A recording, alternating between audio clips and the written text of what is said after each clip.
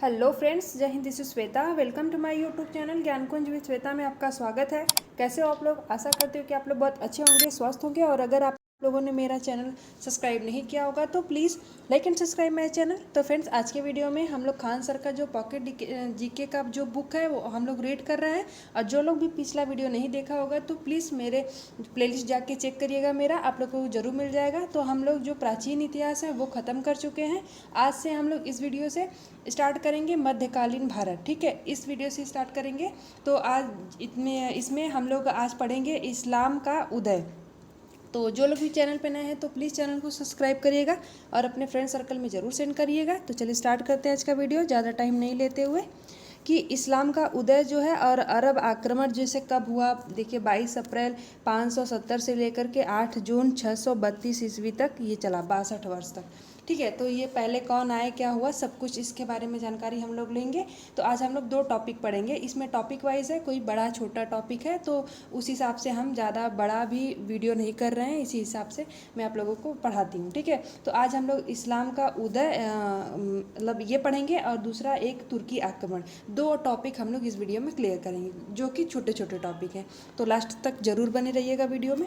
इस्लाम का उदय देखिए क्या है कि कुरान के धार्मिक कानून को जवाबित कहा गया है। मदीना के कुरैश तथा मुसलमानों के बीच 3 युद्ध हुए। ठीक है, तो ये 3 युद्ध कैसे हुए देखिए। जंगे बदर, ठीक है, मार्च से लेकर के अप्रैल तक 624 ईस्वी। और जंगे उहद ये मार्च 625 ईस्वी। और जंगे खदक ये मार्च से अप्रैल तक चला 627 ईस्वी तक। ठीक है, आप देखिए यहाँ से दिया गया है कि इस्लामी कानून बादशाह को राजनैतिक संस्था स्वीकार नहीं करता, इसलिए उत्तराधिकार के नियम को भी नहीं मानता। मोहम्मद बिन कासिम से पहले अरबों के 2 असफल आक्रमण भारत पर हुए। पहला जो हुआ था वो 711 ईस्वी में उबैदुल्लाह के नेतृत्व में हुआ और दूसरा जो हुआ था वो भी 711 ईस्वी में हुआ था, बुदैल के नेतृत्व में हुआ था। ठीक है, ये जो मोहम्मद बिन कासिम जो है उनके पहले ही 2 जो है जो अरब के आक्रमण हो चुके थे। ठीक है, जो कि असफल हुए थे। नेक्स्ट पॉइंट में दिया गया है कि कासिम ने जो देखिए कासिम है, इनका पूरा नाम मोहम्मद बिन कासिम है। इन्होंने 712 ईस्वी में मकरान के रास्ते स्थल जो है मार्ग से भारत पर हमला किया था। कासिम ने जिन स्थानों पर आक्रमण किया वो कौन थे? देवल, नेऊन, सेहवान, सीसम, रावर और ब्रह्मांडवाद और आलोर, फिर यहाँ मुल्तान। ठीक है, ये ऐसे ऐसे होते हुए उन्होंने आक्रमण किया था। तो कब किया था, ये क्वेश्चन बहुत इंपॉर्टेंट है। ये पूछा जाता है कि कासिम मोहम्मद बिन सबसे पहले जो है इस्लाम धर्म के उदय में सबसे पहले आक्रमण कौन किए थे? तो मोहम्मद बिन कासिम किए थे, जो कि 712 ईस्वी में किए थे। ठीक है, नेक्स्ट पॉइंट में देखते हैं कि राजा दाहिर की मृत्यु रावर की लड़ाई में हुई थी। कासिम ने दाहिर की पुत्रियों सूर्यदेव तथा परिमल देवी को ब्राह्मणाबाद से पकड़ा था। नेक्स्ट पॉइंट में देखते हैं कि बजहरा शीशम के जाटों का सेनापति था। वह कासिम के शीशम पर आक्रमण के समय मारा गया था। मोहम्मद बिन कासिम तथा खलीफा वालिद की मृत्यु 714 ईस्वी में हुई। वालिद के बाद सुलेमान खलीफा बना। ठीक है, जो है चालुक्य शासक जो है पुलकेशी राज और अविनी जनाश्रय को अरबों को पराजित करने के कारण नौसारी अभिलेख से जो है दक्षिण पथ के ठोस स्तंभ की उपाधि दी गई थी। ठीक है, नेक्स्ट पॉइंट में देखते हैं कि जजिया कर लगाने वाला शासक मोहम्मद बिन कासिम था। देखिए, जो पहली बार जो जजिया कर लगाया था तो मोहम्मद बिन कासिम ने ही लगाया था। ये मोस्ट इम्पॉर्टेंट पॉइंट है। नेक्स्ट पॉइंट देखते हैं कि भारत पर अरबों का प्रथम आक्रमण जो है अरबों का वो 600 ईस्वी की खलीफा उमर के समय में थाने पर हुआ था। ठीक है। नेक्स्ट पॉइंट है कि पश्चिम से भारत में प्रवेश करने के 4 स्थल मार्ग थे। ठीक है, पश्चिम के साइड से 4 स्थल मार्ग थे। वो कौन कौन से थे? फर्स्ट है हैबर की घाटी से, और दूसरा है बोलन की घाटी से, और तीसरा है मकरान तट से, और चौथा है जलमार्ग से। ठीक है, 4 जो है वो पश्चिम से हम भारत में आ सकते हैं। नेक्स्ट पॉइंट है कि सर विलियम म्योर के अनुसार, देखिए ये दिया गया है एक आपका उनके हिसाब से थॉट है कि सिंध विजय ने इस्लामी नीतियों में एक नए युग का प्रारंभ किया। और गीबन के अनुसार है कि हज़रत मोहम्मद साहब ने क्या है कि एक हाथ में तलवार तथा दूसरे हाथ में कुरान लेकर इस्लाम का प्रचार किया था। नेक्स्ट पॉइंट है कि सुलेमान जो है 9वीं सदी के भारत आगमन के समय प्रतिहार शासक मिहिर भोज व पाल शासक धर्मपाल और देवपाल, ठीक है, अलमसूदी 10वीं सदी के भारत आगमन के समय प्रतिहार शासक महिपाल, राष्ट्रकूट शासक और इंद्र तिथि। इसमें इतना ही है। मोस्ट इम्पॉर्टेंट इसमें है, देखिए कि फर्स्ट जो है मोस्ट इम्पॉर्टेंट मैं आप लोगों को बता दे रही हूँ कि देखिए ये है कि पश्चिम से भारत में प्रवेश करने वाले जो 4 स्थल मार्ग हैं ये आपको याद होने चाहिए। और जजिया कर फर्स्ट बार किसने लगाया था? तो मोहम्मद बिन कासिम ने। और जो इस्लाम धर्म का फर्स्ट जो पहली बार आए थे तो जो हुआ था तो वो मोहम्मद बिन कासिम थे। 712 ईस्वी में इन्होंने आक्रमण आया थे, ये भारत पे आए थे, वहाँ से ही इन्होंने हमला किया था। ठीक है, मोस्ट इम्पॉर्टेंट इसमें का यही है। नेक्स्ट हम लोग आप दूसरा जो है वो टॉपिक पढ़ते हैं तुर्की आक्रमण। ठीक है, तुर्की आक्रमण में क्या क्या है? देखिए ऐसे ही छोटे छोटे ही पॉइंट है, हम लोग पहले देख लेते हैं। देखिए तुर्की आक्रमण है कि गजनी वंश की स्थापना जो है अल्पतगीन ने की थी। इसे यामिनी वंश भी कहा जाता है। ठीक है, सुबुक्तगीन अल्पगीन का एक दास था जो बाद में उसका दामाद भी बन गया। ठीक है, जो सुबुक्तगीन है वो अल्पगीन का एक दास था जो बाद में उनकी बेटी से शादी कर लिया और उनका दामाद बन गया। ठीक है, 977 ईस्वी में गजनी के सिंहासन पर बैठा। ठीक है, जो ये मर गए तो उनके सिंहासन पर उनके दामाद बैठे। सुबुक्तगीन की जो मृत्यु हो 999 ईस्वी के समय में उसके साम्राज्य में अफगानिस्तान, खुरासान, बल्ख तथा भारत के पश्चिमोत्तर प्रदेश सम्मिलित थे। ठीक है, महमूद गजनवी सुबुक्तगीन का पुत्र था। देखिए जो है सुबुक्तगीन का जो पुत्र है वो महमूद गजनवी है, आप लोग ऐसे समझिएगा।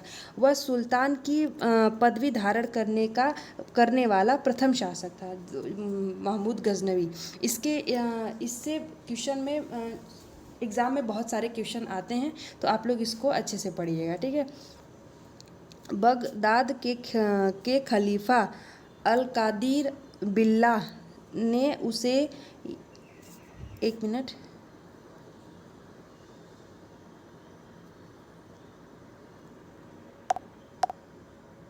ठीक है। देखिए ये जो गजनवी शासक बना सुबुक्तगीन का पुत्र था।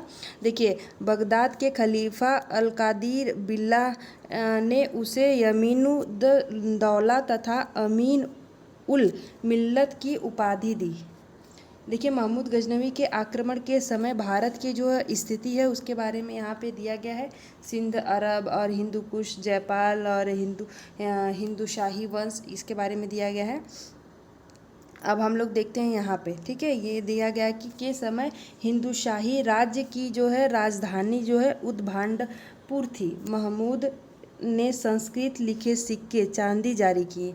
ठीक है, संस्कृत में जो महमूद गजनवी के टाइम में सिक्के थे, सिक्कों पर संस्कृत लिखा गया था और चांदी के सिक्के थे वो जारी किए थे। और महमूद ने 1001 ईस्वी में से लेकर के 1027 ईस्वी तक भारत पर कुल 17 आक्रमण किए। देखिए सबसे ज़्यादा जो आक्रमण महमूद गजनवी ने किए थे, 17 आक्रमण किए थे 1001 से लेकर के 1027 ईस्वी तक। देखिए कुछ आक्रमण है। जो पहला आक्रमण पंजाब में किया था, राजा जयपाल द्वारा लड़ा गया था। चौथा आक्रमण मुल्तान में किया था 5 ईस्वी में, और 12वां जो आक्रमण है जो इम्पॉर्टेंट आक्रमण है, मुख्य आक्रमण है, वो दिया गया है। देखिए सबसे ज़्यादा पूछे जाने वाला क्वेश्चन ये है कि 16वां आक्रमण जो है वो सोमनाथ मंदिर, शिव जी का मंदिर है गुजरात में, उस पर किया था 1025 ईस्वी में, और यहाँ से वो बहुत सारा सोना यहाँ से लेकर गया था 1025 में। ये बहुत बार पूछा गया क्वेश्चन है, ठीक है, तो आप लोगों को ये याद होना चाहिए। और सबसे लास्ट जो है वो 17वां अंतिम आक्रमण था, जो सिंध और प्लस मुल्तान में किया था 1027 ईस्वी में, और उसी टाइम उसकी भी मृत्यु भी हो गई थी। अब देखिए महमूद की सेना में हिंदू सेवदराय तथा तिलक भी शामिल थे, ठीक है। महमूद के प्रमुख दरबारी साहित्यकार अल बरूनी, उत्बी, बैहाकी, फिरदौसी, जारी, तूसी और उनसुरी और असजदी तथा फारूकी आदि थे। भारत में तुर्की राज्य की स्थापना का श्रेय मोहम्मद गौरी को दिया जाता है। उसने भारत पर पहला आक्रमण जो है वो 1175 ईस्वी में मुल्तान पर किया था।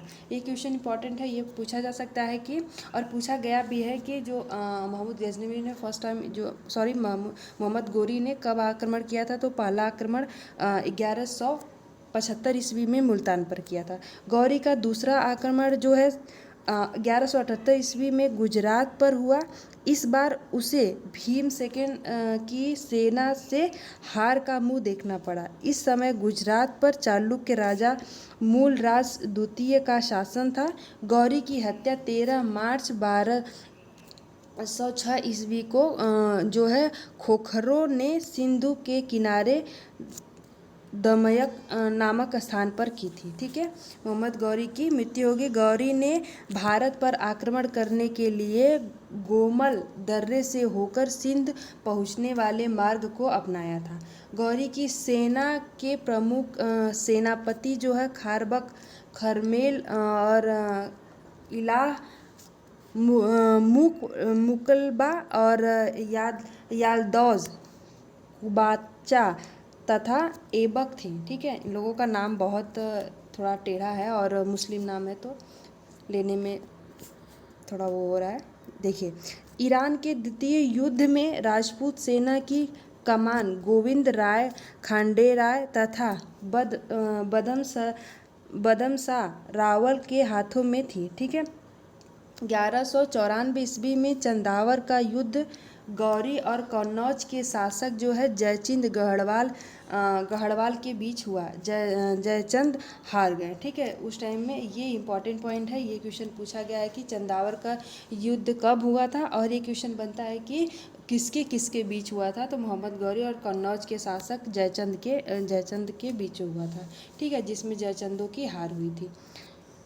बख्तियारुद्दीन बख्तियार खिलजी ऐबक की सेना का एक सरदार था। उसने 1202 ईस्वी में अभियान के दौरान नालंदा तथा विक्रमशिला विश्वविद्यालय को नष्ट कर दिया। देखिए ये भी क्वेश्चन बनता है कि जो विक्रमशिला विश्वविद्यालय को किसने जो है नष्ट किया था, तो बख्तियार खिलजी ने नष्ट किया था 1202 ईस्वी में, ठीक है।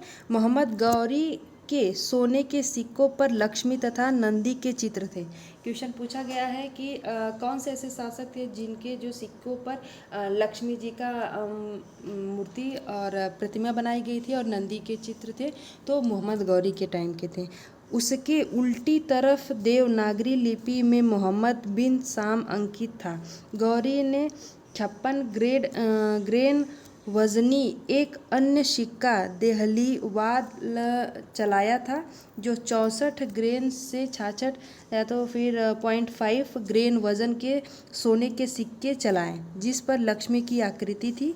तांबे के सिक्के का वजन जो है 37.5 ऐसे करके था, ठीक है, -48 ग्रेन तक था। उत्तर ये सब उतना नहीं पूछा जाएगा, ये पूछा जाएगा, ये इंपॉर्टेंट है। मैं आपको बता दी कि जो लक्ष्मी जी की आकृति थी वो किसने चलाया था, तो वो सिक्के जो है मोहम्मद गौरी ने चलाया था। वो सोने के सिक्के थे और उस पर नंदी की भी चित्र थी, ठीक है। और उत्तर भारत पर तुर्कों की विजय का एक महत्वपूर्ण पहलू नगरीय क्रांति थी। ये प्रोफेसर मोहम्मद हबीब के द्वारा। ठीक है। लाहौर में गजनी वंश का अंतिम शासक खुसरो मलिक तथा गजनी में इस वंश का अंतिम शासक अरसलान था। गौरी पूर्ण रूप से 1203 ईस्वी में सुल्तान बना और तुर्कों से लगातार पराजित होने पर हरिराज चौहान ने आत्महत्या कर ली थी। ठीक है। अब यहाँ से आप लोगों का ये 2 पॉइंट इसमें कंप्लीट हो गया है। तो देखिए, तुर्की आक्रमण और जो है इस्लाम का उदय मैं आप लोगों को बता दी, और इसमें जो जो भी इम्पोर्टेंट पॉइंट थे मैं आपको वो भी बता दी। तो ठीक है, ये वीडियो यहीं तक होगा और हम लोग नेक्स्ट जो है 3rd नंबर जो दिल्ली सल्तनत, ठीक है, हम लोग यहाँ से पढ़ेंगे। और ये जितने भी अब मध्यकालीन भारत है मोस्ट इम्पॉर्टेंट है, क्योंकि हर एग्ज़ाम्स में आते हैं जो है इससे ज़्यादा मध्यकालीन भारत और आधुनिक कालीन भारत, जैसे बीपीएससी का एग्ज़ाम हो गया या फिर टीचर का। आपको पता होगा कि यूपी टेट का भी नोटिफिकेशन आ गया, ऑफिशियल जारी किया है, तो वो भी जल्दी ही एग्ज़ाम लेंगे। तो ये सब इम्पॉर्टेंट पॉइंट है और प्लीज़ आप लोग डेली स्टडी करते रहिए, क्योंकि देखिए कंटिन्यूसली बहुत ज़रूरी है, कंटिन्यू अपने आप को बनाए रखना। आप एक दिन 8 घंटे पढ़ के फिर दूसरे दिन ना पढ़ें, ये कोई भी मायने नहीं रखता। आप लोग कंटिन्यू पढ़िए, भले आप डेली 2 ही घंटे में पढ़ रहे हैं, लेकिन आप लोग कंटिन्यू अगर बनाए रखेंगे तो वो ज़्यादा आप लोगों को फ़ायदा करेगा। ठीक है। तो आप लोग स्टडी करते रहिए, अपना ध्यान रखिए और स्वस्थ रहिए। ठीक है। मिलते हैं नेक्स्ट वीडियो में दिल्ली सल्तनत के हम लोग नेक्स्ट वीडियो में बात करेंगे। तब तक के लिए thank you so much friend. जय हिंद।